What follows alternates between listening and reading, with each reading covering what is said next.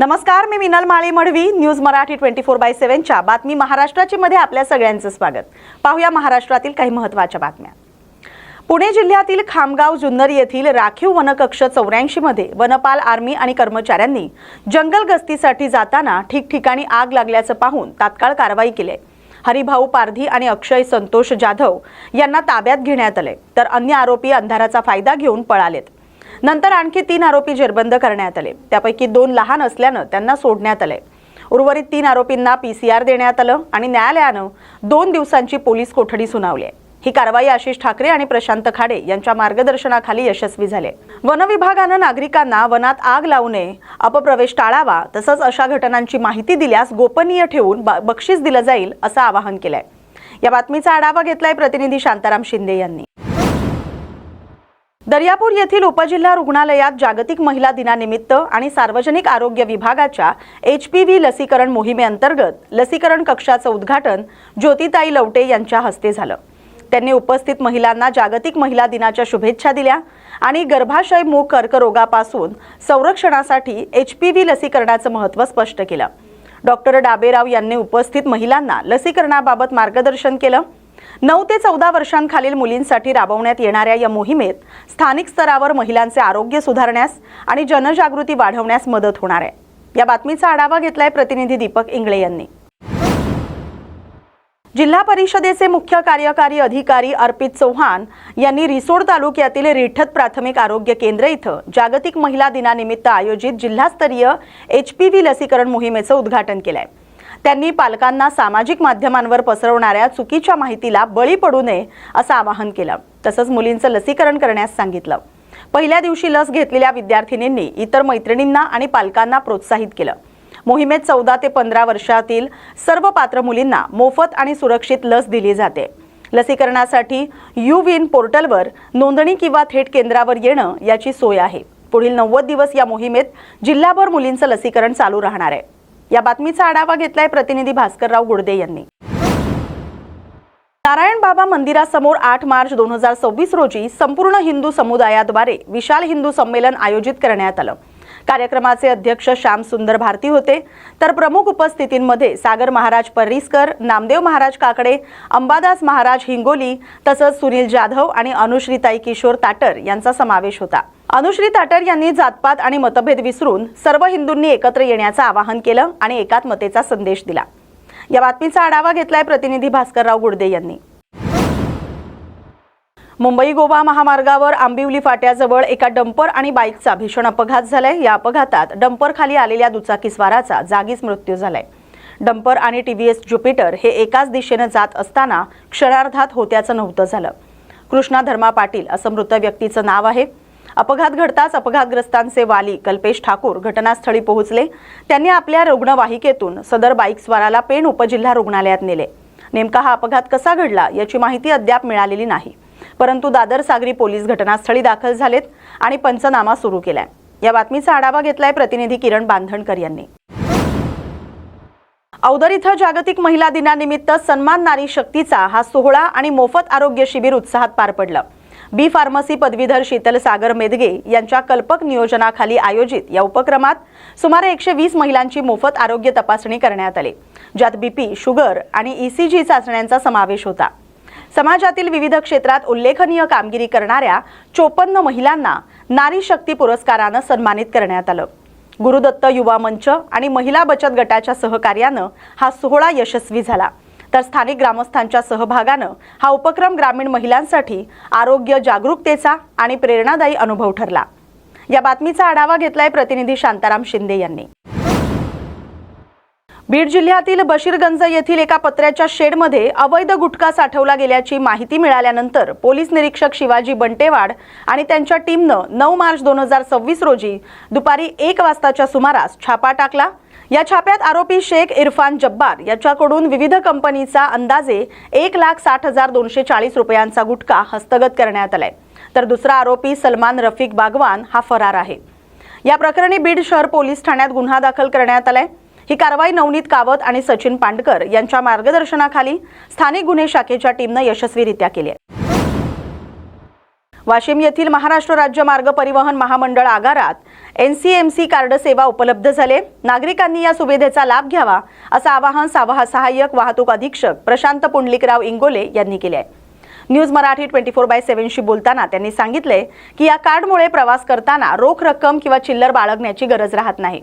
या कार्डमध्ये किमान 100 रुपयापासून ते 3000 रुपयांपर्यंत रिचार्ज करता येतो।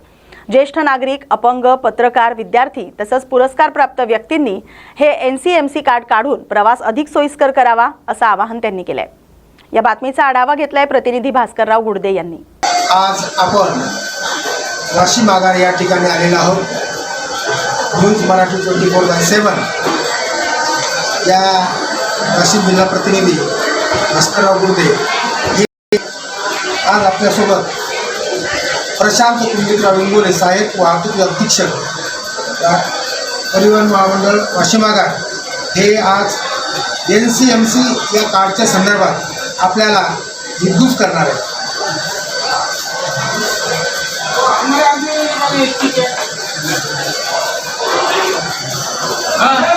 NCMC कार्ड जे आता महाराष्ट्र महामंडळाच्या वतीने बनणे चालू आहे, त्याच्यामध्ये प्रवास करताना सोबत पैसे ठेवण्याची गरज राहणार नाही। तसेच सुट्ट्या पैशाची जी कमतरता जाणवत होती किंवा जे अडचणी निर्माण होत होत्या त्याच्यामधनं ही सुटका होईल आपली। या कार्डमध्ये 199 रुपयाचं हे कार्ड आहे। त्या कार्डच्या मध्ये 100 रुपयाच्या पटीमध्ये तुम्ही रिचार्ज करू शकता आणि तुम्हाला हवा तिथे प्रवास करू शकता। धन्यवाद। या NCMC या कार्डच्या संदर्भामध्ये एक पैशाची सुलभता आणि सर्व डिजिटल व्यवहार करण्याकरिता सुलभ व्यवहार पारदर्शक करण्याकरिता आपल्याशी आत्ताच प्रशांत पुंडलिकराव इंगोले सहाय्यक वाहतूक अधीक्षक वाशिम यांनी हितगुज केलेले आहे। न्यूज मराठी 24/7 भास्कर गुडदे वाशिम। पेण नगर परिषदेची पार पडलेली सर्वसाधारण सभा नगराध्यक्षा प्रीतम ललित पाटील यांच्या अध्यक्षतेखाली उत्साहात पार पडले। स्थायी समिती गठन आणि विषय समित्यांच्या सभापती पदासाठी झालेल्या निवडीत 6 विषय समित्यांच्या प्रमुख म्हणून भाजप राष्ट्रवादी आघाडीच्या 4 महिला सदस्यांची नियुक्ती करण्यात आली।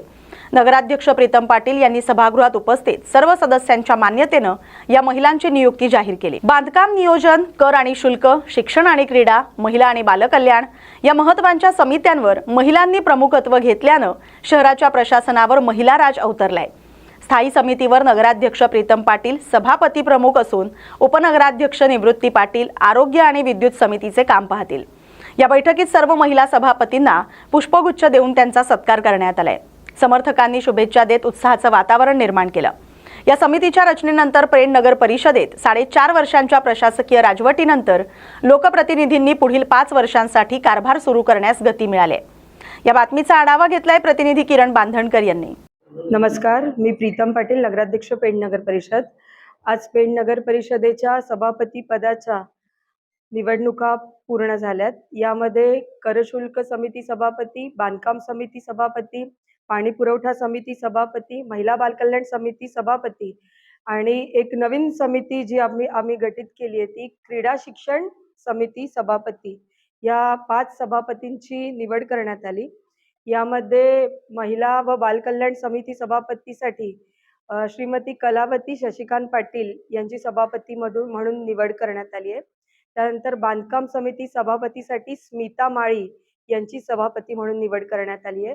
पाणी पुरवठा समिती सभापतीसाठी आनंद जाधव यांची सभापती म्हणून निवड जाहीर करण्यात आली आहे। क्रीडा शिक्षण समिती सभापतीसाठी अफरीन अखवारे यांची सभापती म्हणून निवड जाहीर करण्यात आली आहे। त्याचप्रमाणे उपाध्यक्ष हे आरोग्य आणि पाणी पुरवठा या समितीचे पदसिद्ध सभापती असतात। त्याचप्रमाणे करशुल्क समिती सभापतीसाठी सुनीता जोशी यांची सभापती म्हणून निवड जाहीर करण्यात आली आहे। स्टँडिंग कमिटीसाठी नामनिर्देशित सदस्य म्हणून गटनेते अनिरुद्धदादा पाटील यांची निवड करण्यात आली आहे। अशा प्रकारे 5 सभापती, उपाध्यक्ष हे 6वे सभापती, नामनिर्देशित सदस्य म्हणून 7वे गटनेते आणि 8वे नगराध्यक्ष या स्टँडिंग समितीच्या सभापती असतात। त्याच्यामुळे या सर्व निवड आज जाहीर करण्यात आल्यात।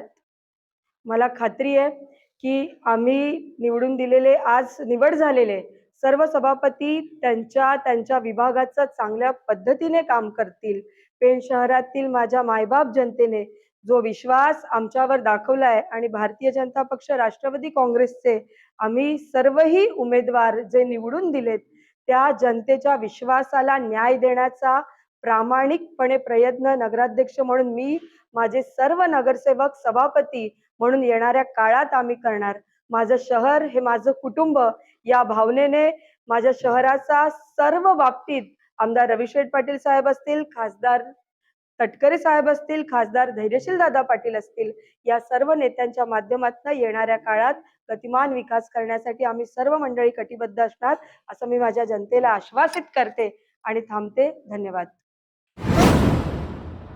शिरूर अनंतपाळ तालुक्यातील शिरूर येरोड या रस्त्यावर सुरू असलेल्या पुलाच्या बांधकामावर स्थानिक नागरिकांनी गंभीर शंका व्यक्त केल्यात.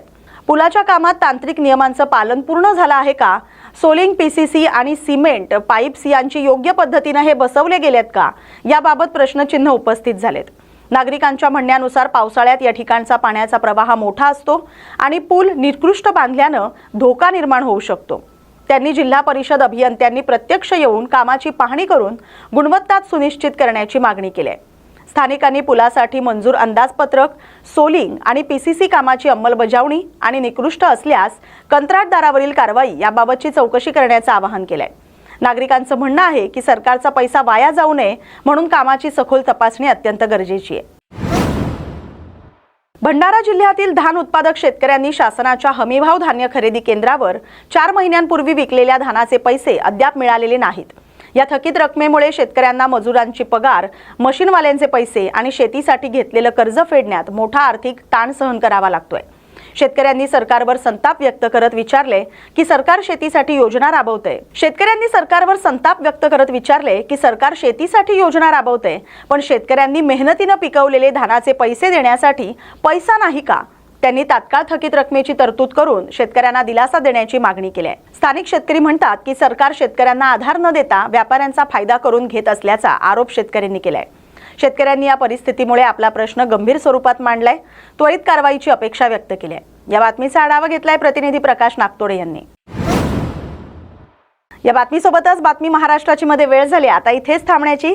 अशाच महत्त्वाच्या बातम्यांसाठी पाहत राहा न्यूज मराठी 24/7. नवा भारत, नवा विचार.